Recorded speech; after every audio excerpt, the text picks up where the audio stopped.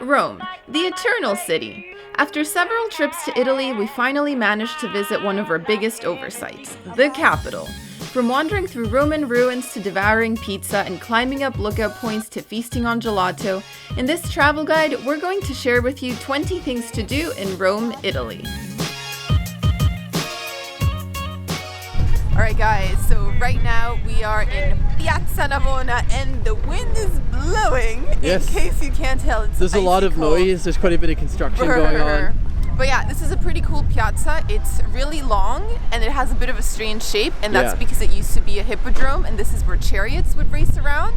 And right in the middle we've got this obelisk that looks straight out of Egypt, and you've got like 3 fountains with these marble statues. It's really impressive. It's really impressive, and the nice thing about visiting early in the morning like we are is that it's not too crowded at the moment. Yeah, just, you know, the garbage truck. Just the crash banging of construction and garbage services. But yeah, they also have a lot of restaurants and like outdoor cafes where you can sit around and just enjoy the scenery. So it looks like a cool spot. You could tell this place would really come alive in the afternoon and evenings. All right, so we continued walking from Piazza Navona and we've reached Campo de Fiori. Yeah, our first market in Rome. I've been wanting to visit a market the whole time we've been here, and this has been awesome. Like at first we thought this was just entirely a flower market, but there's actually, it's mostly a produce market, and there's also, you can buy things like cheeses, you can have little nibbles. There's restaurants nearby, and we've also noticed some specialty shops, and there was one particular shop that had like the most delicious looking pesto. It's very tempting. Like we've still got a lot to do today, but I'm tempted to buy a little bit of that pesto and take it home. And I have to say, they have a lot of cheesemongers here,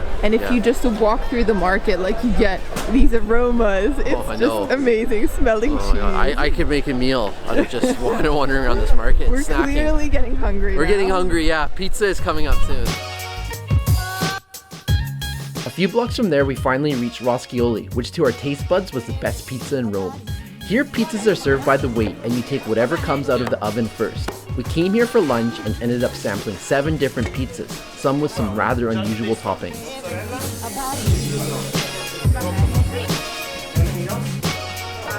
Okay, so we are starting with our first batch of pizza, and they had 3 different kinds ready. So we have mozzarella rosa, which just means red, and then pizza bianca, which is just plain. This is all about the bread and the texture of the bread. Oh my gosh, so yeah, all we're gonna be starting so off good. with this. And apparently we have more pizza coming out of the oven in 3 minutes. Yeah, different kinds. Yeah, let's get started with this.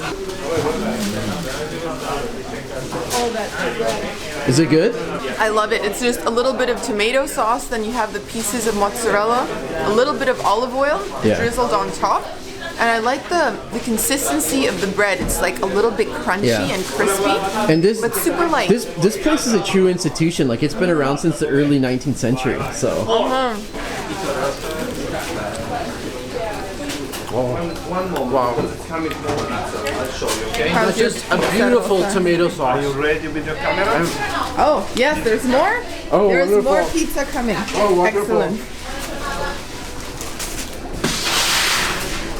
Whoa. Ooh, let's get some of that. Oh. Feel them, guys. Wow. That looks beautiful. We're gonna have one of each. Yes. All right, boys, here we go. All right, so the last 2 ones to try. So mine is black cabbage. Yes. Apparently it's gonna have a smoky flavor. That's what the guy told us. I can tell it's really crispy. And a little bitter, he said. And Dad, you're having what? Broccoli and pork sausage? And pork sausage, yeah. All right, cheers. Let's do a pizza cheers. Pizza cheers, okay. Pizza cheers. How is that? Oh well, this one's good. It's quite salty and crunchy. This is almost healthy. Almost healthy. Lots of broccoli. We haven't had broccoli in a while, have we? I know, it's great. We're getting our vegetables in today. Alright, so I'm gonna ask all of you guys, do you have a favorite amongst all the ones we've tried? I think for me, out of the specialty ones, I really like the pumpkin. Pumpkin? And then I also like the classic. That's your favorite one? Yeah. Yeah. How about you, Audrey? Pumpkin, yeah. Me? You know what? I haven't even tried all of them yet, so you'll have to come back to me. That's and true. I think Debbie enjoyed the pizza bianca with mortadella inside. Yeah. So man, we've still got a lot left to go. Yeah. I think we can finish it all up. All right. I think we can. We're gonna try. After all that pizza, we went for a bit of a walk, stopping off at Largo di Torre Argentina. This archaeological site is home to 4 different temples, and it also contains part of the portico of Pompeii, where Julius Caesar was killed in 44 BC. Okay, so we've come to these ruins. They are called Largo di Torre, Argentina, but we're not here for the ruins. Yeah, not in particular. I mean, they are quite impressive. You can't actually go and visit them on foot, but you can view them from like a viewing deck. The reason we're here is because there's a colony of cats that's well taken care of by an organization that feeds them, takes care of them, and also sterilizes They're vaccinated them. Vaccinates as well. So yeah, let's show you some cats living in ruins.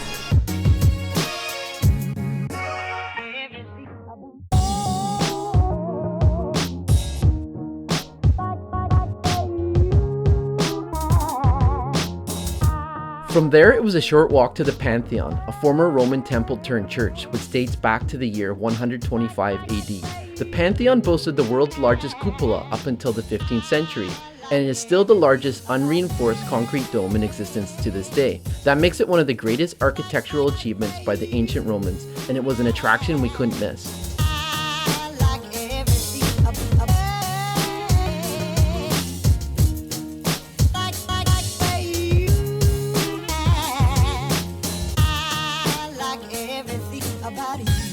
And now, gelato. We are at Giolitti. Sam's parents have already gone inside, so we're gonna follow suit and see what flavors are available. Now, a foodie tip. If you want to find the best gelato, look for colors that are muted and not neon, and keep an eye out for shops that have small batches as opposed to large mounds of gelato.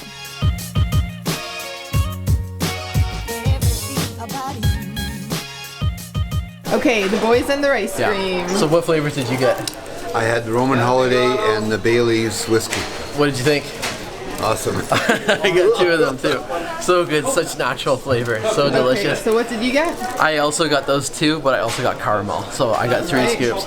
And I've been filming, so mine's dripping. I really gotta eat it quick. Alright, let's dig into that. I'm really curious to see what the Roman Holiday tastes like, because it doesn't really list the ingredients. How's Roman Holiday? I think it's got like caramel and rum. Yeah? And I have to say, I feel like mine right here is delicious. I got pistachio, chocolate, and coconut.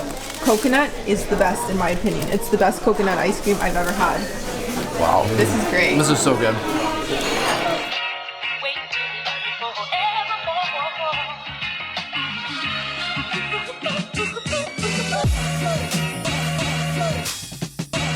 Another one of the many things to do in Rome was to visit the Trevi fountain. This is the largest Baroque fountain in the city, and they say that if you toss a coin over your shoulder, you will one day come back to Rome.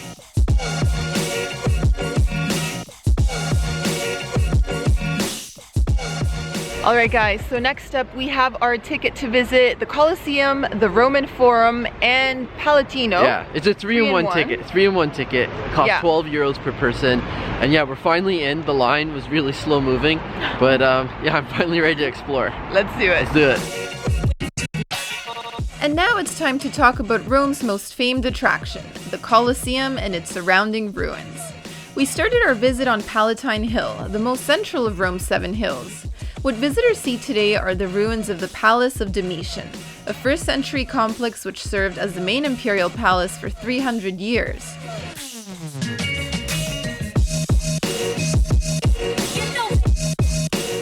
From there we continue towards the Roman Forum. This square was the center of ancient Roman life with government buildings, temples, and markets.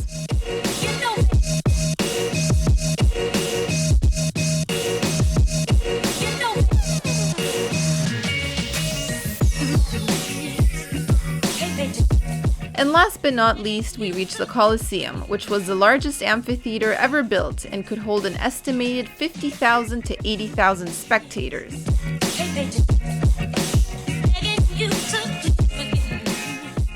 Yeah, these are some tired faces. We've just finished visiting all 3 of the sites. Yes.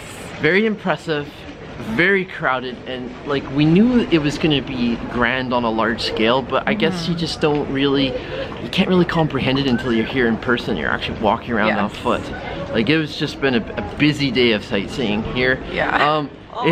Yeah, we're so ready for food. We need lunch. We need lunch. We're like in the angry hanger zone, and so that is the plan at the moment.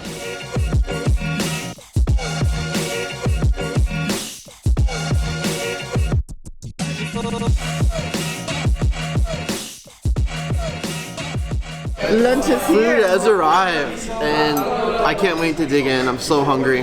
We're having a late lunch. It's like 2 o'clock. George's looks really good. Yeah. With pesto. Ooh la la. Oh my gosh, that's like thick slabs of bacon. It's so good. Really, really rich tomato sauce. Nice. It tastes like hand-cut pasta. This is delicious. I believe your sauce is amatriciana, which he said was tomato, bacon, and cheese. My mood has improved significantly. Yeah? Yeah. And for me, I got the gnocchetti.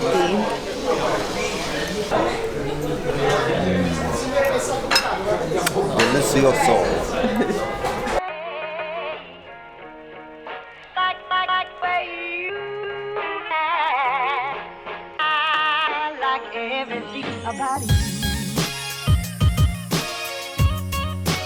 Good morning guys. Today we are visiting Vatican City. We sure are, and we are starting this video inside the Vatican Museum because it was so cold out.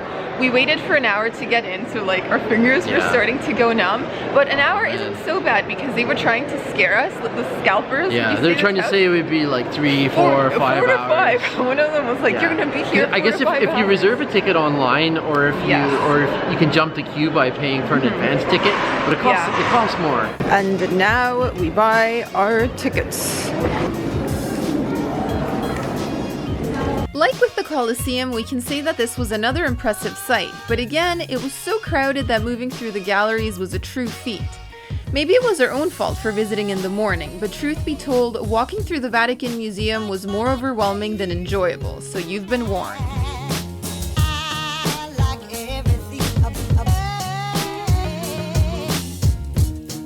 However, this wouldn't be our last visit to Vatican City. We did come back once more to climb St. Peter's Basilica. This time we arrived even earlier and were standing in line before the gates opened. Yes, there were crowds. I really think there's no avoiding them in Vatican City, but this time it was far more manageable. Alright guys, so this morning we are at St. Peter's Basilica. Sure are. And as you can see, we are climbing. Yeah. We paid 8 euros to come up. We're gonna. Yes. These are apparently going to be the best views in the whole city. Yes. I mean, Vatican City looking out over Rome, and also to see what else is in Vatican City. But something I really want to mention this morning is that I tried to do this with my mom late in the afternoon a couple days ago, and the lineups to get into Vatican City were crazy. Like, it was wrapping all the way around the courtyard. Yeah. But today we came early. We arrived at 8:40, and we got in even before 9 o'clock. Yeah. So it's amazing. That is my biggest tip for you guys. Yeah. If you want to do this, come early. Beat the crowds.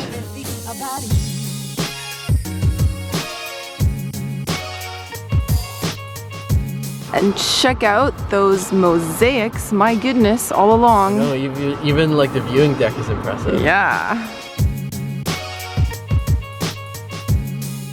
Alright guys, we have made it to the halfway mark. Just behind me, we've got the dome, so still more climbing to do. A few more stairs. Here we go.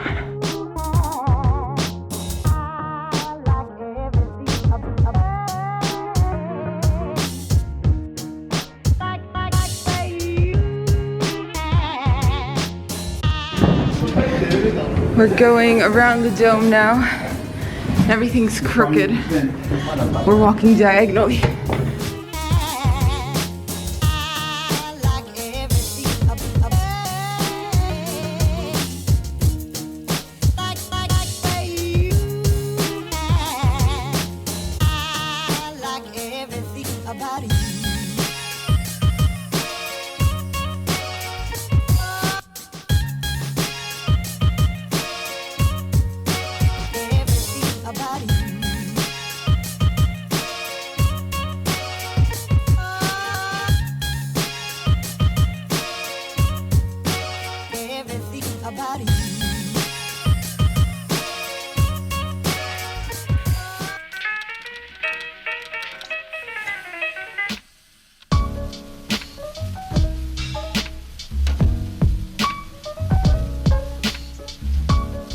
Look at Dad doing a selfie with the thing.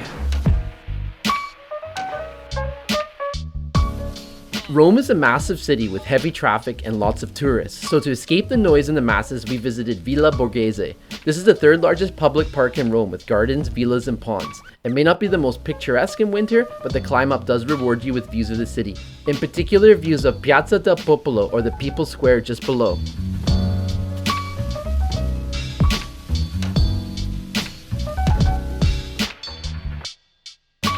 Another place that we went past on our walks was Castel Sant'Angelo. This structure was commissioned by the Roman Emperor Hadrian as a mausoleum for himself and his family. It was eventually converted into a papal palace and fortress, and it is now a museum. We didn't go inside, but it's very close to Vatican City, so it'd be easy to tack on a visit.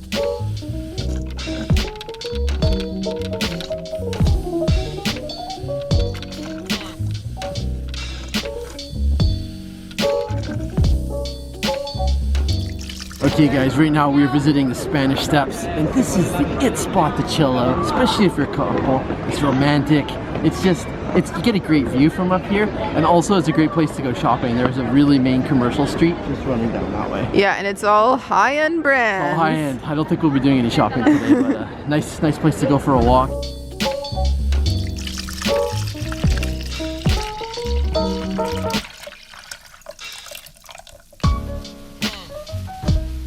And that concludes our tour of the city. As always, we hope that you guys enjoyed following along and that you got a few ideas of the many things to do in Rome on your own trip. Wishing you happy travels, and we'll see you in the next video where we continue our travels through Italy.